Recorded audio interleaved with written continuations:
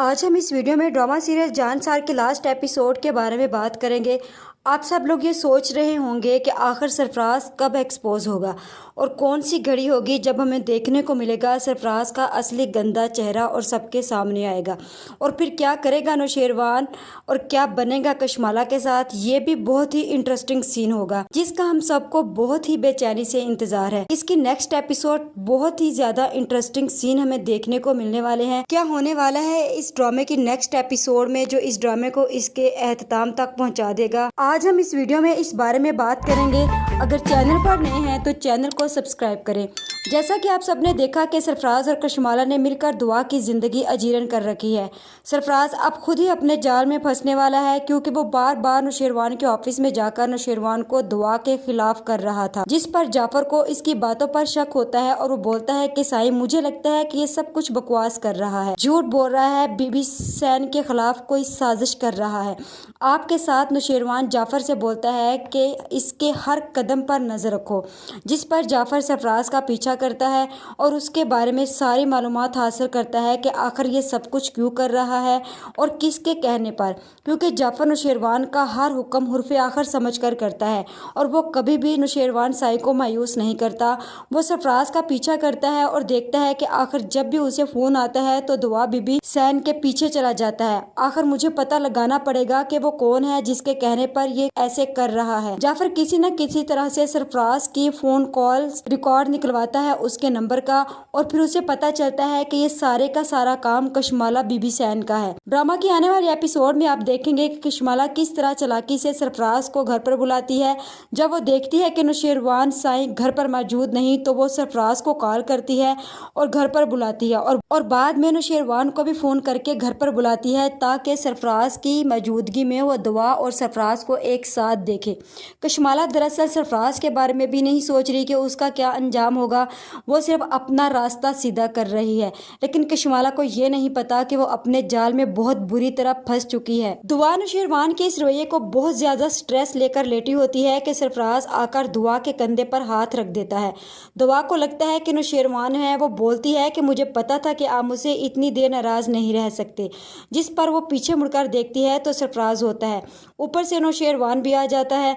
اور وہ سب کچھ دیکھ کر اپنی گن سرفراز پر تان لیتا ہے۔ دعا کو لگتا ہے کہ نوشیروان اگر سرفراز کو مار دے گا تو وہ اپنی بے گناہی کیسے ثابت کرے گی، اسی لیے وہ چاہتی ہے کہ سرفراز کو نوشیروان نہ مارے تاکہ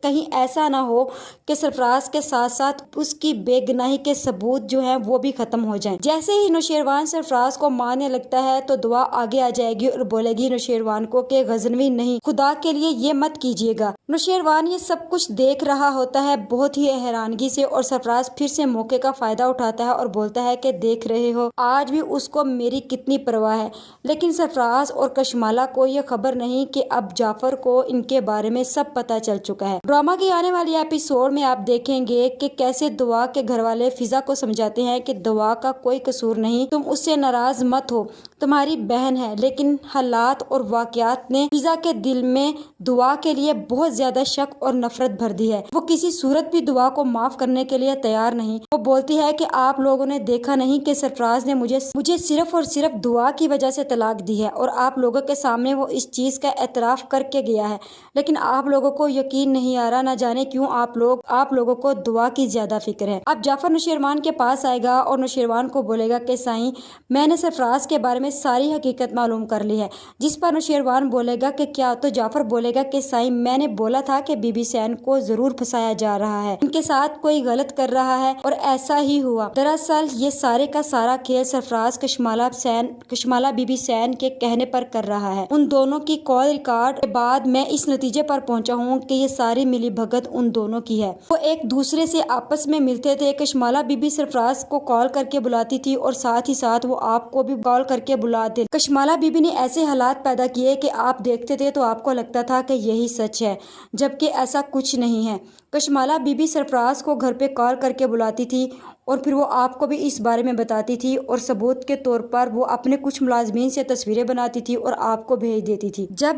دعا بی بی سین گھر سے باہر گئی تو کشمالہ بی بی نے ہی سرفراز کو کال کر کے بتایا اور ان دونوں کی تصویریں اپنے خاص ملازموں سے بنوا کر آپ کو بھیجتی رہی۔ اور یہی نہیں سائیں، گھر کے گارڈ بھی ان کے کہنے پر سرفراز کو گھر کے اندر آنے دیتے تھے اور دعا بی بی کا نام لیتے تھے، جس پر نوشیروان کو بہت زیادہ غصہ آ جاتا ہے اور بولتا ہے کہ جعفر، کشمالہ اتنا گر جائے گی یہ کبھی سوچا نہیں تھا، تم سرفراز کو لے کر آؤ، آج ابھی کی ابھی فیصلہ ہوگا۔ کیا کرے گا نوشیروان کشمالہ اور سرفراز کے ساتھ؟ کیا دعا معاف کر دے گی اپنے اوپر لگنے والے الزامات کو اور نوشیروان کو معاف کر دے گی؟ کیسے کرے گا سامنا نوشیروان اس ساری حقیقت جاننے کے بعد دعا کا؟